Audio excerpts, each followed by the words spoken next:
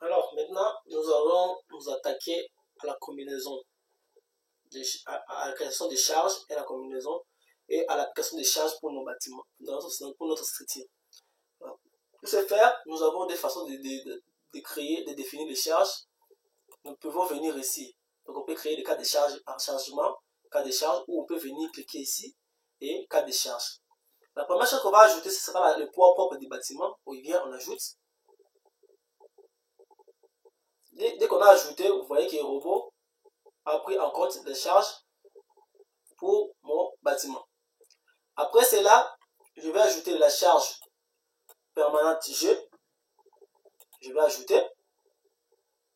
Et ensuite, je vais ajouter la charge d'exploitation Q. Après cela, je peux fermer. Du coup, j'ai mes différentes charges. Si je viens à la charge permanente, le robot m'a déjà pris en compte ces charges. Alors, pour vérifier si le robot a pris réellement en compte le poids propre de mon bâtiment, je viens sur définir charge, je viens sur poids et masse. Et si ici, comme c'est ici c'est grisé, ça veut dire que le robot a réellement pris en compte le poids propre de mon bâtiment. Et là, je pense que c'est bon. Maintenant, pour le reste, je vais maintenant appliquer les différentes charges. Je commence par la charge permanente. Et pour la charge permanente, nous avons pour la partie pavement et la partie rez-de-chaussée, nous avons la partie plancher de l'étage, nous avons le même type de charge permanente, y compris pour l'escalier. Sauf que quand on fait la charge d'exploitation, nous aurons les mêmes charges partout, sauf pour l'escalier, nous aurons une charge de 2,50 et pour le balcon, 3,50. Et là, c'est là qu'on va essayer de différencier. Et après avoir fini tout ça, on va maintenant venir appliquer la charge d'exploitation de 1,83 pour notre toiture et sa charge permanente de 2,63 pour la toiture. Nous commençons d'abord par appliquer la charge permanente pour nos éléments commençant à partir de la longrine, le pavement jusqu'à l'étage 1, à notre étage supérieur sans toucher la partie toiture qui est là. Alors pour ce faire, je viens sélectionner la fondation, je sélectionne le rez-de-chaussée, je sélectionne l'escalier, je sélectionne l'escalier, je regarde bien ce que j'ai tout sélectionné. Ici, je sélectionne même l'escalier et je viens appliquer la charge. Pour appliquer la charge, je viens ici sur définir charge, je clique sur la charge. On a affaire à une charge surfacique, donc on vient cliquer sur charge surfacique uniforme et on vient voir notre charge qu'on doit appliquer est de 8,53 kN. Alors on vient ici. Alors comme les charges s'appliquent de haut en bas, on va écrire ici moins 8,53 parce que Z monte, donc comme les charges doivent descendre, donc on va mettre le signe moins. On vient ici ajouter et on fait appliquer. Dès qu'on a appliqué, voilà, les charges ont été appliquées. Maintenant, ce qu'on va faire, on va passer à la partie charge d'exploitation. Et maintenant ici, on va essayer de sélectionner les escaliers parce qu'ils n'ont pas les mêmes charges d'exploitation que nos autres éléments. Je zoome. Je désélectionne les escaliers.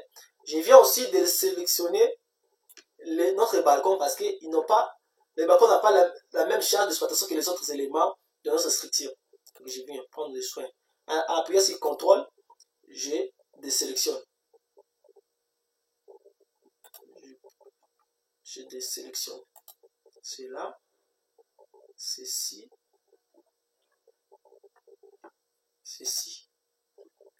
coup, l'escalier et les balcons ne vont pas avoir la même charge d'exploitation que les restes des structures. Et pour ce faire, notre charge d'exploitation est de 1,5 kN. Comme dans les calculs, on l'a trouvé, c'est là, 1,5 kN. Alors, on s'assure qu'on est dans la charge, dans les calculs, on vient ainsi définir la charge, surface uniforme, et on vient mettre moins 1,5 et on fait appliquer, ajouter et appliquer. Du coup, nous avons nos charges de 1,5 kN qui ont été appliquées. Après cela, on reste toujours dans la partie exploitation. Maintenant, on vient sélectionner nos escaliers. On vient sélectionner nos escaliers pour appliquer leur charge qui est de 2,50 kN. On vient là, c'est la charge d'exploitation.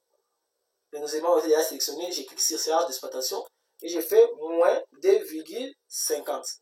Et je fais ajouter, appliquer. Les charges sur les escaliers ont été appliquées. Maintenant, je vais ajouter encore la charge pour les balcons. Pour les balcons, je viens sélectionner nos balcons. Je viens sélectionner nos balcons. Et j'applique la charge d'exploitation de 3,50. Je viens là, 3,50. Je viens sélectionner moins 3,50. Et je viens ajouter et appliquer. Cela étant fait, maintenant je vais toucher à la partie toiture. Je viens ici, étage, je clique. Et je commence par la charge d'exploitation de ma toiture. La charge d'exploitation de ma toiture est de 1,83 kN par mètre carré. Je viens sur robot, je sélectionne. C'est là, je viens cliquer, je vais écrire moins 1,83 kN. J'ajoute et j'applique. Et ensuite, maintenant, je viens faire la charge permanente de ma toiture. La charge permanente de ma toiture est ici, qui est de 2,50. Disons, on va dire 2,63 kN. On vient ici, on fait surfacique, on fait moins 2,63. On ajoute et on applique. Du coup, on peut fermer. Du coup, nos charges ont été bel et bien appliquées. Et si j'active ici, je peux voir les différentes charges. Quand je suis dans la charge permanente, je peux voir que les bâtiments, ici au rez-de-chaussée jusqu'à l'étage, nous avons une charge permanente de 8,5. Donc la charge pour la toiture est de 2,63, mais pour le reste des bâtiments est de 8,53. Et si tu viens, on vient pour la charge d'exploitation. Pour la toiture, c'est 1,83. Pour le reste des bâtiments, c'est 1,50. Pour les balcons, c'est 3,50. Et pour l'escalier, c'est 2,50. Ça veut dire que nos charges ont été bien appliquées. Maintenant, on va rentrer ici et on va essayer d'analyser notre structure pour voir s'il y a des problèmes. Mais je pense qu'il n'y aura pas de problème. Et maintenant, on va définir nos combinaisons. Alors, il y a des façons de définir combinaison automatique ou manuelle. Mais moi, je préfère combinaison manuelle pour avoir le contrôle sur mes combinaisons. Alors, je clique sur la combinaison manuelle. Et ici, je vais commencer par ELI. Et aux états limites ultimes, je fais OK. Je prends tous ces éléments qui vont entrer à ELI. Je les pousse, je les applique. Après ça, je crée une nouvelle. Là, ELI est ajouté. Je crée une nouvelle combinaison. Maintenant, ici, je vais mettre LS. Et je viens, je fais LS. Je fais OK. Je viens ajouter tous les éléments ici, sauf à lever la combinaison en ELI et j'applique. Maintenant, vous allez voir que j'ai ma charge, mon poids propre, la charge permanente, la charge d'exploitation, les combinaisons en ELI et en LS de mon bâtiment. Et pour rendre un peu ce bâtiment joli, je viens sur attribut et je viens sur vie, sur désignation par couleur et je viens donner, ajouter les couleurs pour mes éléments. Et je viens appliquer pour essayer d'embellir les choses. Donc la poutre a été choisie, la poutre secondaire est à cette couleur, la poutre principale, les couleurs qu'on avait choisies dès le départ. Alors,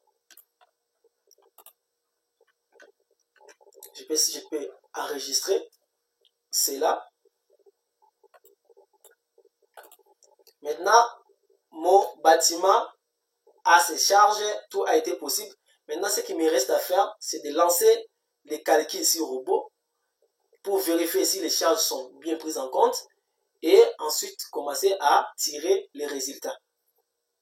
On se retrouve à la prochaine vidéo où on va lancer les calculs et tirer les résultats de chaque élément. Analyser les différents résultats.